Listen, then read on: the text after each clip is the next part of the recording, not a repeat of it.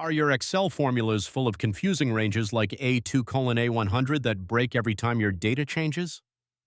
In the next 60 seconds, I will show you how most Excel users write formulas using raw cell references like equals sum of B2 to B50, which means every time you add a new row of. First, click anywhere inside your data and press Ctrl plus T to convert it into an official Excel table. A dialog box will appear and you just click OK. Excel now assigns the table a name like in the revenue column, type equals, then open bracket at symbol, which tells Excel you mean the value in the current row, then the column name units close bracket times, then open bracket at symbol. Look at that.